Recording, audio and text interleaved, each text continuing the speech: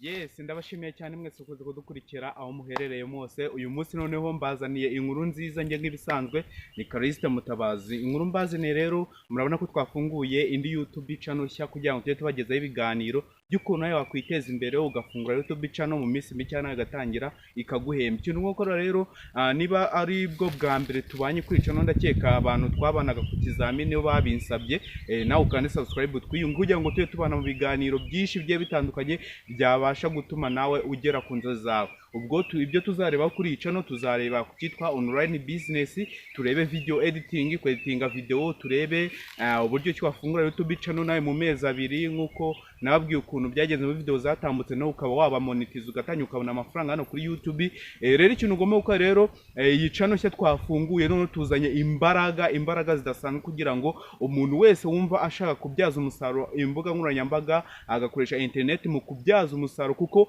abantu benshi bakijwe n'izi mbuga nkoranyambaga kuri YouTube, abantu benshi byarabakijije. Nawe rero byagukiza niba utazi ukuntu bikorwa cyo ukaba warabifunguye nabi ugafunga YouTube channel kwifungura nabi, hanyuma ukabona ufite ibibazo, nubona abasubscribers, nubone views, nubone iki, ndakwinginze injira muri ishuri ryitwa Channel of Rwanda TV kugira ngo nawe tujye tubana umunsi ku munsi kugira ngo nawe utangire udeveloping imbuga nkoranyambaga zawe kandi zikubyarire umusaruro. Hanyuma rero nge ni Kariste Mutabazi mujye kwaya muri icaho muri video zose. Ikintu mwakora rero kana subscribe, uraking video kandi sharing abanyeshuri bumva bashaka kwinjira muri ishuri ryatuma nababyaza umusaruro imbuga nkoranyambaga. Hano rero twigira ku buntu kandi twigira kumenya kugira ngo natwe tutangire ibyo twize nawe ube wabyikora bikugiye umumaro mu buzima bwacu bwa buri munsi. Bye bye, reka tuze guhura rero dutangira na video nshya hano kuri iyi channel kugira ngo tujye tubona uburyo ki twakomeza kubyaza umusaruro izi mbuga nkoranyambaga.